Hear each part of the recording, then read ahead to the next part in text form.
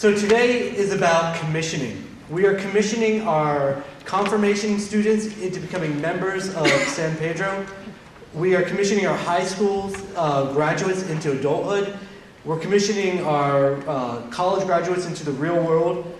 And we looked at a letter from that Paul wrote to Timothy as he commissioned him to be a pastor.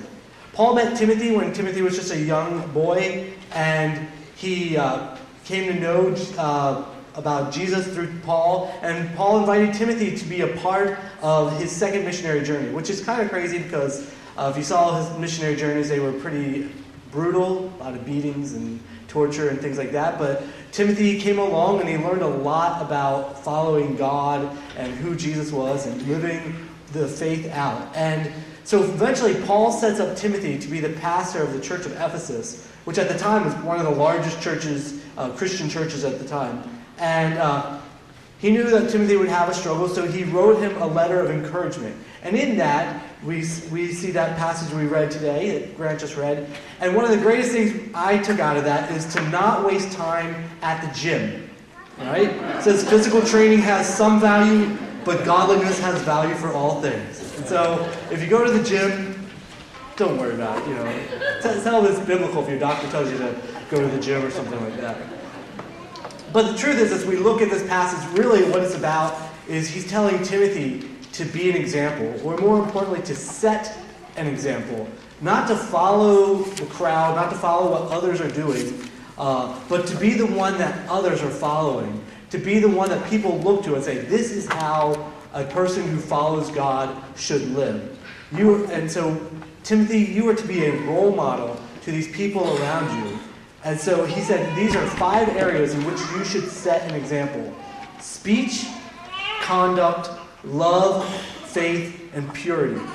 So we're just going to look through these real quick. Speech. Speech is important because what we say matters. And how we say it matters. And because people are listening. In James 1, it says, those who consider themselves religious, yet do not keep a tight rein on their tongue, deceive themselves, and their religion is worthless. And then later in James he says, with the tongue we praise our Lord and Father, and with it we curse human beings who have been made in God's likeness. Out of the same mouth come praises and curses. My brothers and sisters, this should not be. Because our speech should always be pointing people towards God and not away from them. But James also tells us that it's not just about what we say, it's about how we live. And so Paul says the second thing is about our conduct. And our conduct, of course, is how we live. And Philippians 1:27 says, whatever happens, conduct yourselves in a manner worthy of the gospel of Christ. In other words, we should live in a way that reflects the gospel. We should reflect the fact that we are no longer slaves to sin, but we are free to follow God in our whole lives. And so we need to conduct ourselves in ways that people will see that and be drawn to God. And one of the biggest ways to do that is to how we set an example in love. Now, love is probably one of the most overused words, because I love my wife, I love pizza, and I love that color on you. But the Bible defines love is patient, love is kind, it does not envy, it does not boast, it is not proud, it does not dishonor others, it is not self-seeking, it is not easily angered, it keeps no record of wrongs, love does not delight in evil, but rejoices with the truth. It always protects, always trusts, always hopes, always perseveres. And so we are called to set an example as people who love. But the cool thing is that love is very similar to what we see as listed as the fruits of the Spirit. The very things that the Holy Spirit works in us as we spend time with God. The Holy Spirit works in us so that we can be better at things such as love, joy, peace, patience, goodness, faithfulness, gentleness, and self-control. So the thing is, we don't have to struggle to try to love somebody better. It's like, oh, I got to learn to love that person better. What we've got to do is allow the Holy Spirit to work in us and spend time with the Holy Spirit. And the Holy Spirit will help us to love people better. And then that leads to faith. Faith in Hebrews 11:1, it says, faith is the confidence that what we hope for will actually happen. It gives us assurance about things we cannot see. In confirmation class, we define faith as confident hope and believing and trusting. So these are kind of the definitions of faith, and so we put those into practice as examples. We need to set the example of believing in God's promises and realizing that God has promised us so much, and then having confidence in God and not the things of the world. And to put our hope in God, even when things seem hopeless. We put our hope in God, and we trust that He will be with us through our whole lives.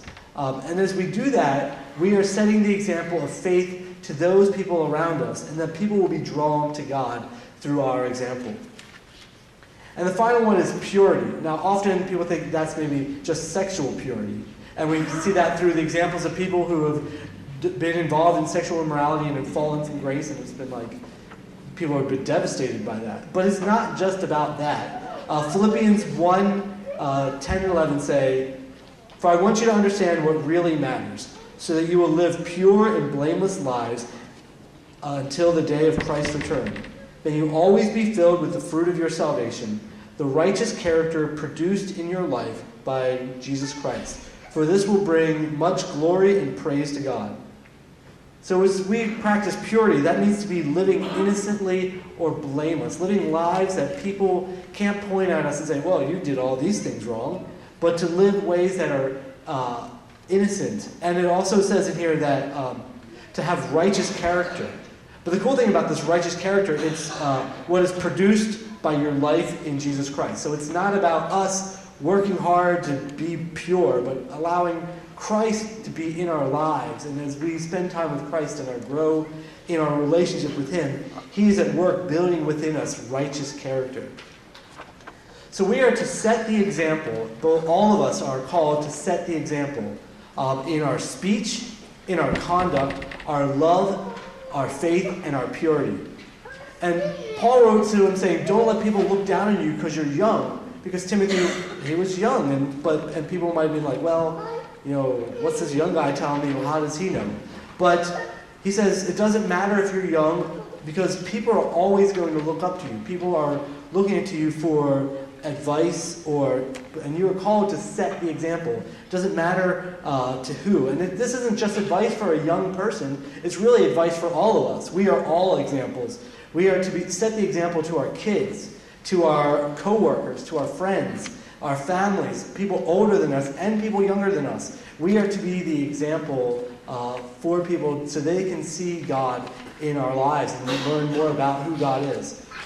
So, confirmands, high school graduates, college graduates, and everyone else, let's live as examples. Let's set the example so that others can come to know God, to grow in their faith, and He'll be shown to those around us. Amen.